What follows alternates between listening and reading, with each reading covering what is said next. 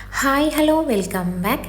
ഇന്നത്തെ റെസിപ്പി ക്യാബേജും മുട്ടയും കൊണ്ട് നല്ല ടേസ്റ്റി ആയിട്ട് ഉണ്ടാക്കിയെടുക്കാൻ പറ്റുന്നൊരു ക്യാബേജ് തോരൻ്റെ റെസിപ്പി നോക്കാം.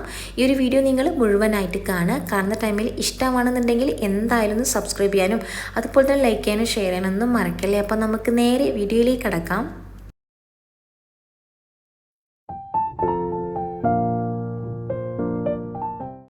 അപ്പോൾ ഈ ഒരു കേബേജ് തോരൻ ഉണ്ടാക്കിയെടുക്കാൻ വേണ്ടിയിട്ട് ഞാൻ ആദ്യം തന്നെ ഇവിടെ ഒരു പാൻ ചൂടാക്കി എടുത്തിട്ടുണ്ട്.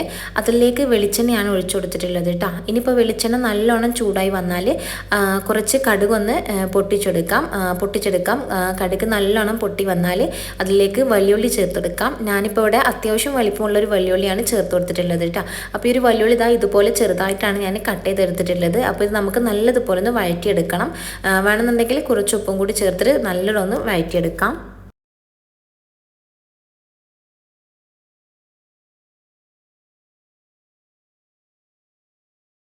അപ്പോൾ ഉള്ളി ഇവിടെ വഴറ്റിയെടുത്തിട്ടുണ്ട് കേട്ടോ. ഇനി ഇതിലേക്ക് ചേർക്കാനായിട്ട് പോകുന്നത് ഇഞ്ചിയാണ്. ഇഞ്ചിയും അതുപോലെ തന്നെ പച്ചമുളകും കേട്ടോ.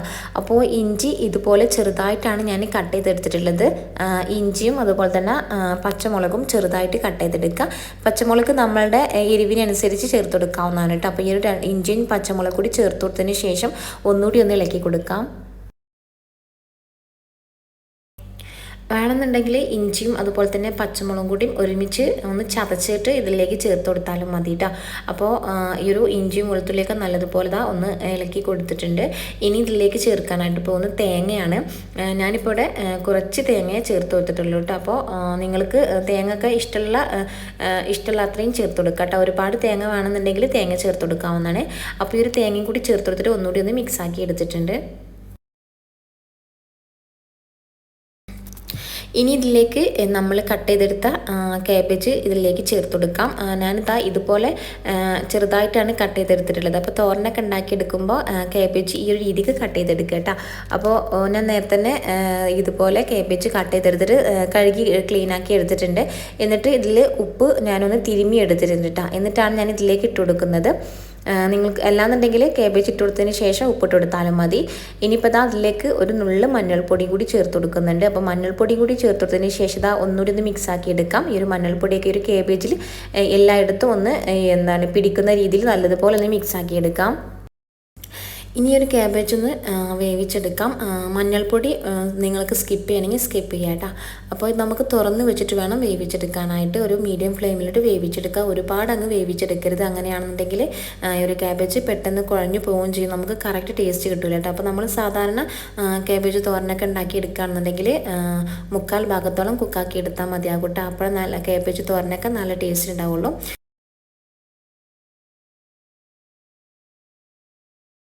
അപ്പോൾ ഈ ഒരു കാബേജ് 3/4 ഭാഗത്തോളം കുക്കായി വന്നിട്ടുണ്ട്. ഇനി നമുക്ക് ഇതിലേക്ക് കോഴിമുട്ട ചേർത്ത് കൊടുക്കാം. ഞാനിവിടെ 2 കോഴിമുട്ടയാണ് എടുത്തിട്ടുള്ളത്. നമ്മൾ എത്ര കാബേജ് എടുക്കുന്നു അതിനനുസരിച്ച് കോഴിമുട്ട കൂട്ടിയെടുക്കുക കേട്ടോ. ഒരുപാട് എടുക്കുകയാണെന്നുണ്ടെങ്കിൽ അതിനനുസരിച്ച് കോഴിമുട്ടയുടെ എണ്ണം കൂട്ടിയെടുക്കാവുന്നേ ഉള്ളൂ.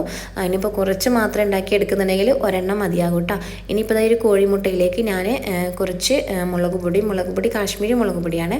മുളക് പൊടി അതുപോലെ തന്നെ ഉപ്പും കൂടി മിക്സാക്കി നല്ലതുപോലെ മിക്സാക്കി എടുത്തിട്ടുണ്ട് കേട്ടോ. എന്നിട്ടാണ് ഈ ഒരു കാബേജിലേക്ക് ഞാൻ ഒഴിച്ചു കൊടുക്കുന്നത്. അപ്പോൾ ഈ ഒരു മുട്ടയുടെ മിക്സ് ഒഴിച്ചതിന് ശേഷം നമ്മൾ അപ്പോൾ തന്നെ ഇളക്കി കൊടുക്കരുത് കേട്ടോ.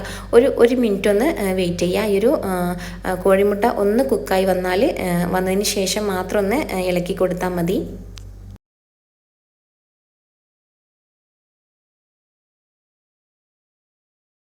അപ്പോൾ ഏകദേശം 1 മിനിറ്റ് കഴിഞ്ഞിട്ടുണ്ട് കേട്ടോ. എന്നിട്ടാണ് ഞാൻ ഇതുപോലെ ഒന്നിങ്ങനെ ഇളക്കി കൊടുക്കുന്നുണ്ട്.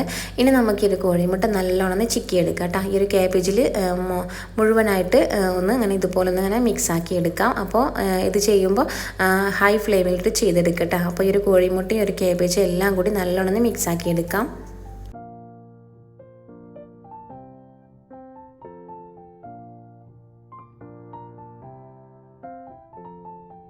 ഇനി ഈ ഒരു പാനിൽ നിന്ന് കോഴിമുട്ടൊക്കെ നല്ലോണം വിട്ട് വന്നിട്ടുണ്ട് കേട്ടോ. അപ്പോൾ നല്ലോണം ഡ്രൈ ആയി വന്നാൽ നമുക്ക് ഗ്യാസ് ഓഫ് ചെയ്യാം. അപ്പോൾ നമ്മുടെ ക്യാബേജ് തോരൻ ഇവിടെ റെഡി ആയിട്ടുണ്ട്. അടിപൊളി ടേസ്റ്റാണ്. എന്തായാലും ഇഷ്ടമാവും കേട്ടോ. അപ്പോൾ ഇതുപോലെ ട്രൈ ചെയ്യാത്തവരുണ്ടെന്നുണ്ടെങ്കിൽ മസ്റ്റായിട്ടും ട്രൈ ആക്കി നോക്കുക. എന്നിട്ട് ഫീഡ്ബാക്ക് അറിയിക്കാനൊന്നും മറക്കല്ലേ. അപ്പോൾ ഇതിൻ്റെ ഒരു കുഞ്ഞു വീഡിയോ ഇഷ്ടമാണെങ്കിൽ എന്തായാലും സബ്സ്ക്രൈബ് ചെയ്യുക. സബ്സ്ക്രൈബ് ചെയ്യുമ്പോൾ ബെല്ലൈക്കൺ പ്രസ് ചെയ്ത് ഓൾ എന്ന ഓപ്ഷനും കൂടി കൊടുക്കാൻ മറക്കല്ലേ.